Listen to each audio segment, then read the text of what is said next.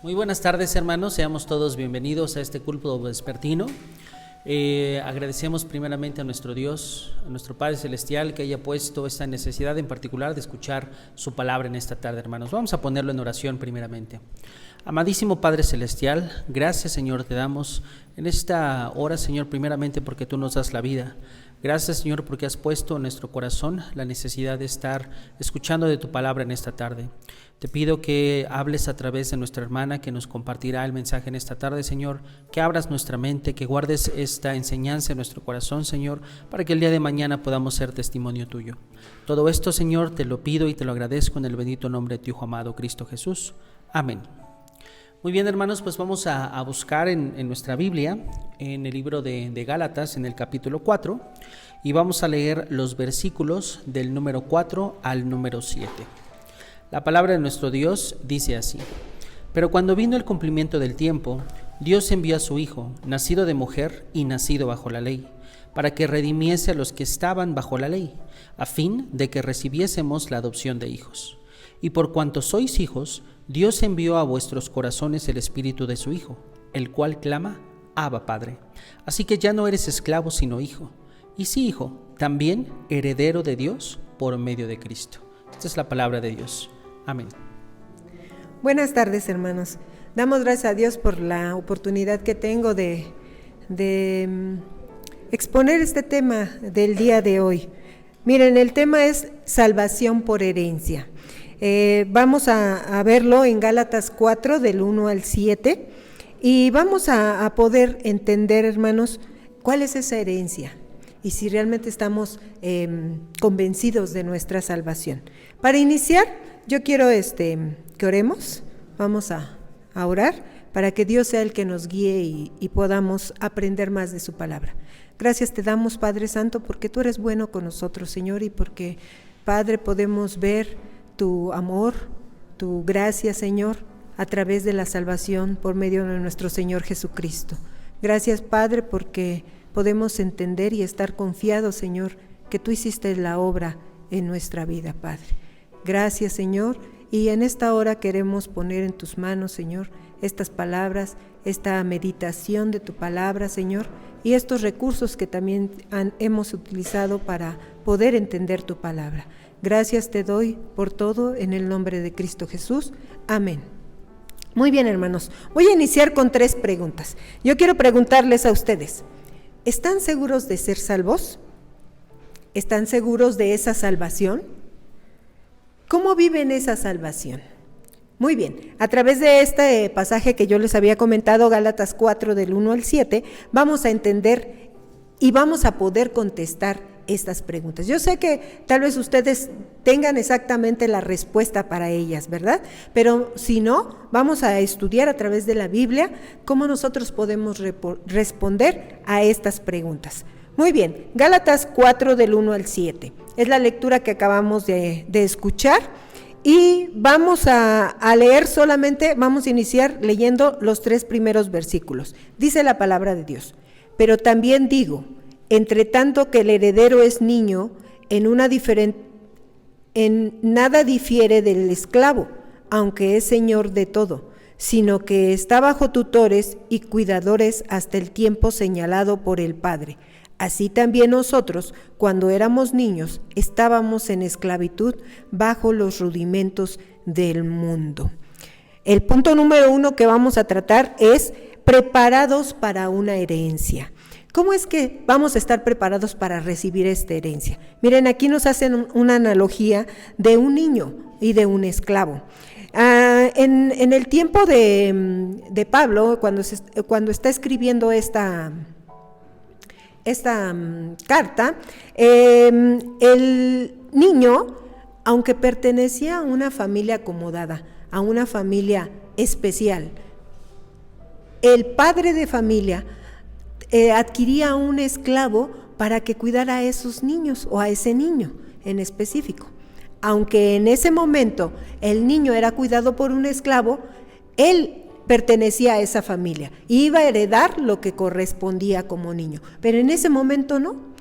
El papá ponía a un esclavo para cuidar a ese niño. Esos esclavos, ahí vamos a ver en Gálatas 3, un versículo, un capítulo antes, en versículo 23 al 24, dice cómo le decían a estos esclavos. A estos esclavos se les llamaba ayo. Miren cómo dice en 23. Pero antes que viniese la fe, estábamos confinados bajo la ley, encerrados para aquella fe, para que aquella fe que iba a ser revelada, de manera que la ley ha sido nuestro ayo para llevarnos a Cristo, a fin de que fuésemos justificados por la fe. Ayo en griego significa, van a escuchar la palabra y van a decir, yo sé qué es eso. Paidagogos, ¿sí le suena? Ahora la conocemos como pedagogos. Los pedagogos en nuestra actualidad son las personas, son los maestros, los que enseñan, los que tienen las técnicas adecuadas para que una persona aprenda ciertas disciplinas o cierto conocimiento. Entonces, pero en este tiempo, en el tiempo de Pablo, un pedagogo o un ayo era la persona que cuidaba a estos niños. ¿Cuál era su trabajo? Pues llevarlos a la escuela y estar pendiente de que ellos aprendieran, a repasar sus lecciones, a todo. Eso, los padres de familia, aunque ellos también se preocupaban, los judíos se preocupaban por sus hijos, pero en ese momento ellos les ponían a este tipo de personas.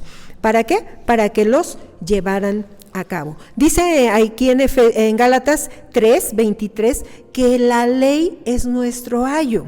¿Cómo nosotros estamos preparados para la herencia que vamos a recibir? Pues a través de la ley. La ley nos dice, los mandamientos nos dice que nosotros necesitamos ser cuidados, dirigidos y enseñados a través de esa ley. Esa ley encierra todo lo que nosotros debemos hacer, pero también lo que no debemos hacer. Pero en sí, la ley, ¿por qué dice que nos tiene confinados? ¿Por qué nos dice que estamos encarcelados? ¿Por qué nos dice que estamos dentro de su dominio en ese momento? Porque la ley es la que nos dice que nosotros no podemos hacer nada sin Dios. La ley nos dice los preceptos, qué es lo que es bueno, qué es lo que es malo. La ley nos muestra el pecado. A través de la ley, antes de que no hubiera ley, no sabíamos si era pecado lo que estábamos haciendo o no. Pero ahora con la ley nosotros sabemos qué es el pecado y qué debemos hacer y qué no debemos hacer. Pero la ley, aquí tenemos que tener cuidado, pero la ley no nos muestra ni nos muestra la salvación. Más bien, la ley no es salvación. No porque cumplamos la ley vamos a ser salvos. Por eso estamos en esta situación. Y tampoco la ley quita el pecado, solamente nos lo muestra, pero no nos quita el pecado. Por eso debemos de estar preparados para esa herencia. Todavía no tenemos la herencia. La ley nos prepara para que nosotros vayamos para recibir esa herencia que Dios nos da. Aquí nos dice que nosotros éramos como niños cuando no teníamos la salvación todavía, esa herencia que nos va a dar Dios. ¿Por qué? Porque estábamos al cuidado de un esclavo o al cuidado de la ley. Pero para nosotros recibir esa herencia, necesitamos ser adultos ahora en la fe, ¿sí? ¿Verdad que hemos leído que antes pensábamos como niños? Necesitábamos leche, porque no éramos capaces de absorber otra cosa. No podíamos comer comida sólida, sino que tomábamos leche. Bueno, esta figura que nos está mostrando aquí es que nosotros necesitamos crecer para poder recibir esta herencia. La herencia se da a una persona que ya era apta. En el pueblo judío, un niño podía ya ser responsable de sí mismo, ya era adulto cuando tenía 12 años. No así en los griegos. Los griegos requerían de 18 años las personas para ser un adulto, o para los romanos de 16 años. Cada una de las culturas tiene una edad específica, ¿verdad? Así como también en México, cuando nosotros nos consideran legalmente adultos, bueno, a partir de los 18 años, igual que los griegos antes. Pero los judíos no, los judíos era a partir de los 12 años. Y saben ustedes, hermanos, que los padres cuando tenían este ritual que se llama Bar Mitzvah, este ritual, ellos, los padres hacían una oración y decían: gracias, Señor, porque me has permitido deslindarme de la obligación de este niño. Y ya ellos eran adultos, ellos eran ya los responsables de su vida a partir de los 12 años, ¿sí? Y el niño en esta ceremonia, él también decía: gracias, Señor, porque me permites decidir desde ahora en servirte y amarte por mi voluntad. Ya tampoco no era parte de esa familia. Muy bien, entonces vemos esta analogía que nos muestra que para ser herederos nosotros tenemos que ser adultos. Y miren lo que dice en Efesios 4:15. En Efesios 4:15 dice de esta manera. Voy a leerlo. Y dice así: sino que siguiendo la verdad en amor, crezcamos en todo en aquel que es la cabeza, esto es Cristo. Esto es ser adulto, que crezcamos en todo, aparte de nuestro cuerpo, aparte de nuestra mente, pero también que nosotros crezcamos en todo, en que aquel, al llegar a ser a la estatura del varón perfecto de nuestro Señor Jesucristo. Ahí es donde nosotros vamos a determinar que somos adultos. Dios nos dice que vamos a crecer, vamos a aceptar lo que Dios nos está dando, esa herencia que Dios nos está compartiendo en nuestra vida, que es nuestra salvación. Esa es la herencia, es lo que Dios nos está ofreciendo como sus hijos. Muy bien. Pero también en Efesios 2, 8 y 9 nos dice que nosotros no recibimos esa herencia por nosotros mismos. Sí, vamos a crecer, vamos a llegar a la estatura del varón perfecto, pero no lo hacemos nosotros. Así como tampoco cuando éramos niños, aprendíamos o aprendemos, o cuando vamos a la iglesia, que aprendemos los mandamientos que Dios quiere que nosotros realicemos. No es por eso que nosotros vamos a ser salvos, sino por lo que Él nos está dando. Y para esto vamos a ver el segundo punto. El segundo punto... permítame un momento. Primero vamos a ver que en nuestro pasaje también, aparte de lo que se refiere a que éramos niños y que la ley es la que nos refiere que somos esclavos del pecado, ¿sí? También nos habla de unos rudimentos del mundo. Y para esto yo quiero que veamos en Colosenses 2:8 ¿a qué se refieren estos rudimentos del mundo? Aparte de que la ley nos denota que somos pecadores, también los rudimentos del mundo nos separan y nos mantienen en una cárcel. Ahí en Colosenses 2:8 dice de la siguiente manera, escuchemos: mirad que nadie os engañe por medio de filosofías y huecas sutilezas, según las tradiciones de los hombres, conforme a los rudimentos del mundo y no según Cristo. Los rudimentos del mundo, entonces, aquí ya nos los están describiendo, desglosando.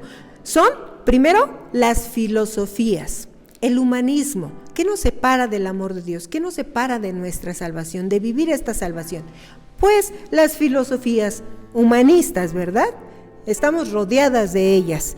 Muy bien, también el segundo aspecto es las huecas sutilezas. Esto se refiere a decir casi la verdad a medias. Es muy peligroso. Dice la palabra de Dios que nosotros no debemos de ser tibios. ¿Qué quiere decir tibios? Que vivamos entre la verdad y el pecado.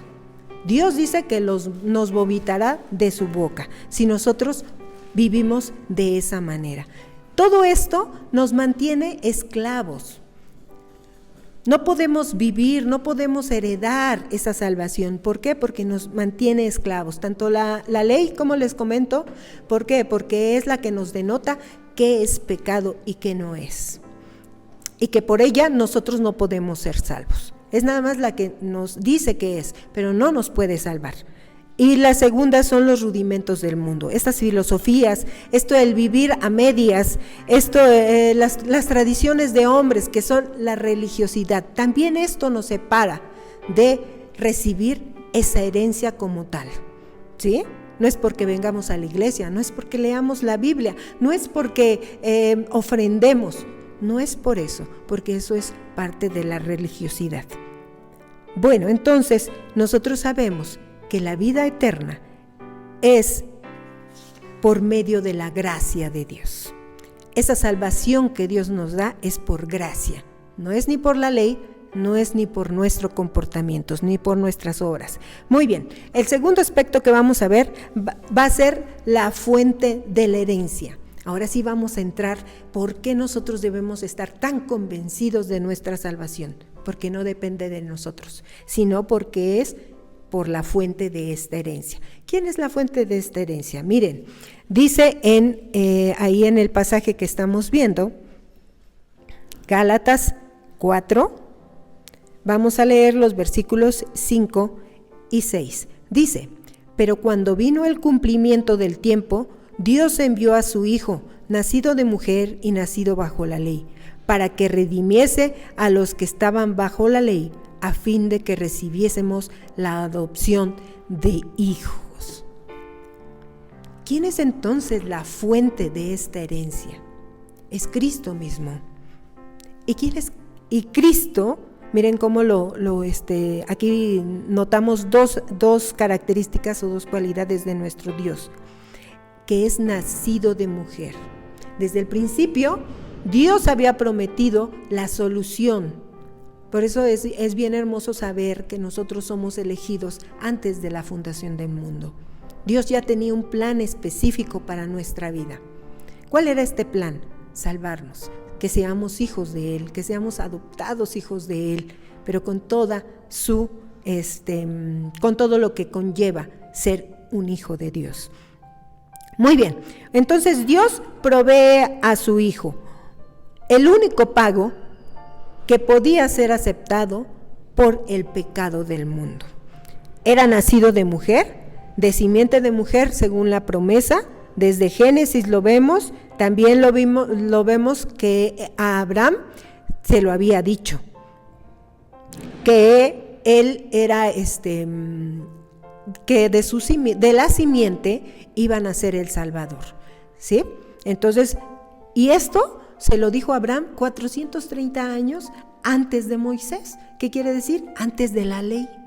Entonces ya teníamos la solución, ya teníamos el pago de esa herencia que Dios nos iba a dar. Dios, Jesús, nació de mujer, pero también nació bajo la ley. En la palabra de Dios sabemos y vemos que Jesucristo es el único que cumplió toda la ley y que Él es el único hombre que no tiene pecado. ¿Por qué? Porque no falló a la ley. Y esas cualidades eran las necesarias para ser hijos de Dios, para poder regresar a la familia de Dios, porque antes no éramos. Y esta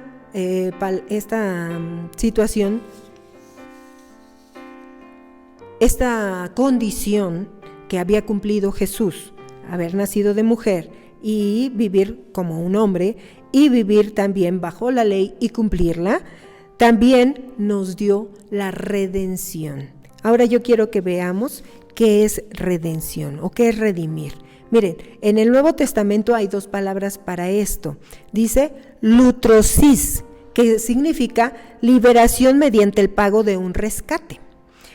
Y la segunda, la que aparece aquí, se llama exagorazo. Exagorazo quiere decir que es la compra en un mercado de esclavos. O sea, redimir aquí nos está diciendo que Jesús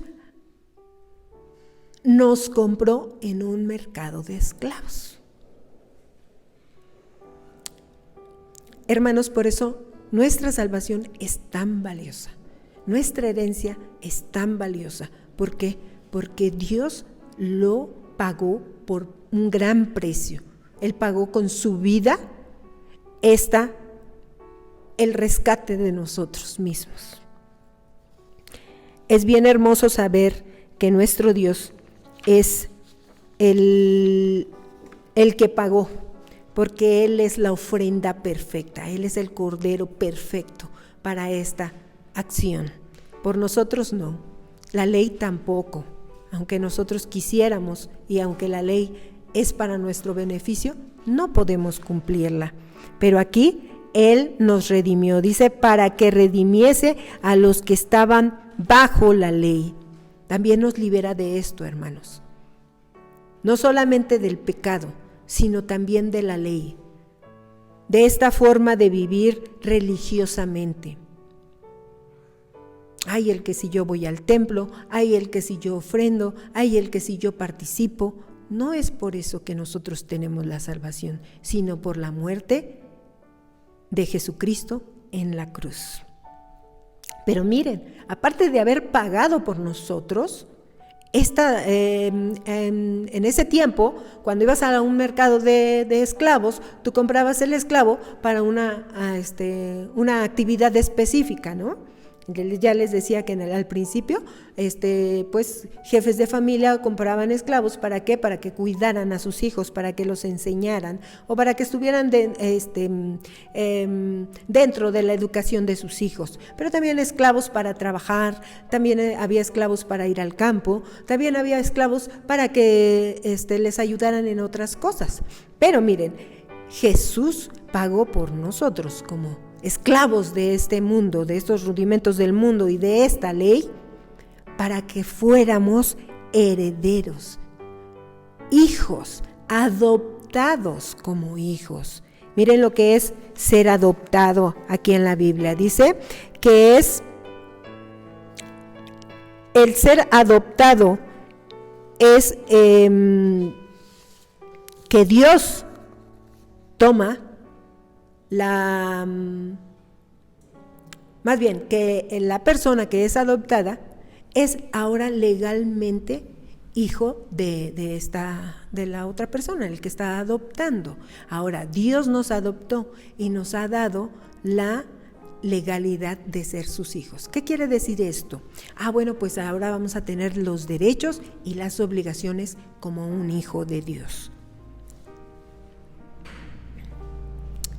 Pero no queda aquí, hermanos, no queda aquí. Si Dios nos ama como sus hijos, pero como unos hijos especiales, porque aparte de que nos da toda la capacidad o los privilegios de ser hijos de Dios, también nos da un lugar especial con Cristo, porque dice que somos coherederos de la gracia con Cristo Jesús. Miren algunos de los privilegios cuando somos adoptados de nuestro Dios. El amor y cuidado de nuestro Padre Celestial. Él nos ama y nos cuida. La semejanza a su imagen, una confianza similar en Él. Ahora sí podemos confiar en que tenemos algo de Él.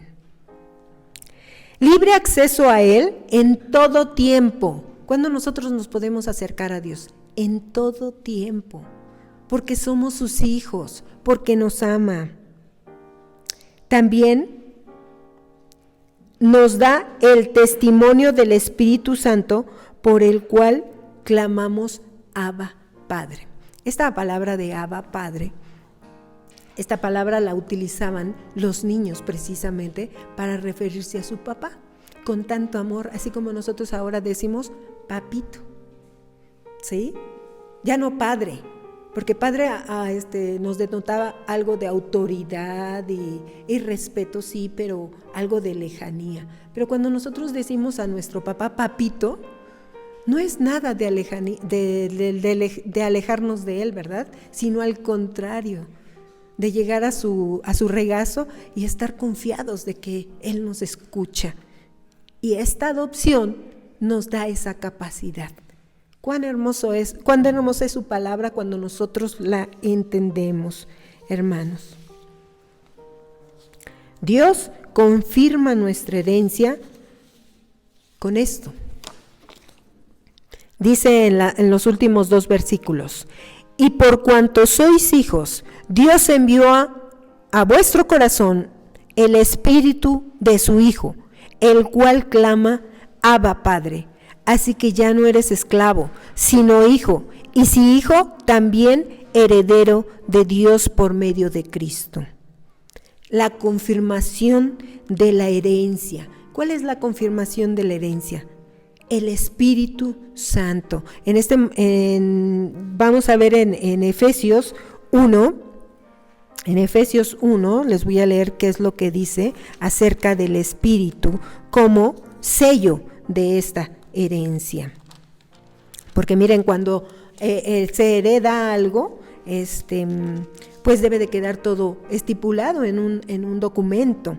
En ese tiempo se daban unas arras. ¿Sí han escuchado esa palabra de arras? Arras significa, bueno, nosotros nada más lo hemos escuchado en las bodas, ¿verdad? Y a veces ni sabemos para qué o qué es. O sea, son unas moneditas que el novio le da a la novia. Pero ¿saben qué es lo que significaba las arras en el tiempo de Pablo? Bueno, en el tiempo judío, era que es un objeto, una suma de dinero que el comprador entrega al vendedor en el momento de hacer un contrato para asegurar su ejecución. O sea, era una garantía que lo que se estaba llevando a cabo era cierto. Miren, vamos a ver en Efesios, les decía yo, Efesios 1, 13 y 14. Vamos a leer esta parte, yo se los voy a leer para que ustedes lo vayan viendo también en su Biblia. Dice: fuisteis sellados con el Espíritu Santo de la promesa, que es las arras de nuestra herencia, hasta la redención de la posesión adquirida para alabanza de su gloria. Nosotros somos, o más bien, el Espíritu Santo es las arras que Dios nos da para que nosotros estemos bien sabidos de nuestra salvación, bien convencidos que somos salvos, que somos hijos de Dios, que somos sus herederos juntamente con Cristo. Dios nos ha dado ese sello, esa marca, esa garantía, que lo que Dios promete, Él lo cumple. Y en nuestra salvación también. Entonces, hermanos, aquí podemos concluir de esta manera. Nosotros somos salvos no por lo que hagamos, no por la ley. Somos salvos por la gracia de Jesucristo, porque Él es el único que pudo haber pagado el rescate de nosotros como siervos y encarcelados del pecado. Pero también nosotros somos salvos, y está sellado este pacto que Dios hace con nosotros a través del Espíritu Santo. No sé ustedes, pero yo me di cuenta que aquí aparecen las 3 personas de Dios. En la primera parte, Dios preparándonos para esa herencia. En la segunda parte vemos el sacrificio de Jesucristo, la muerte en la cruz, por la cual nosotros recibimos esa herencia. Y en la tercera parte, el espíritu, las arras de nuestra herencia, esa garantía que nosotros tenemos que creer que Él va a cumplirlo en nosotros. Por eso yo al principio, quiero concluir con esto, hermanos, hice 3 preguntas. La primera pregunta, ¿eres salvo? ¿Estamos seguros de eso? Y yo puedo decir, sí, por gracia soy salvo, no por lo que yo soy, ni por mis obras, sino que soy salvo por la gracia de Dios. ¿Estás seguro de ser salvo? Sí, el Espíritu Santo es el que me lo hace saber, no porque yo sea, porque yo crea. Muchas veces nos hacen esa pregunta como hijos de Dios, ¿eres salvo? Sí, ¿y cómo lo sabes que eres salvo? Pues no es por mí, es porque el Espíritu Santo nos da esa confianza de saber que somos salvos, el Espíritu mismo. Y la tercera pregunta era, ¿cómo vives esa salvación? Pues tenemos que aceptar esos privilegios que Dios nos da. Les vuelvo a repetir los privilegios: su amor, su cuidado, la semejanza en su imagen, el libre acceso a Él, el testimonio del Espíritu para poderlo llamar Abba Padre. Esos son algunos privilegios de su herencia. Entonces, por eso nosotros, o así debemos de vivir nuestra salvación. Esa herencia, ese regalo que Dios nos da, sin nosotros merecerlo, a través de la oración y la obediencia. Que Dios te bendiga, hermano.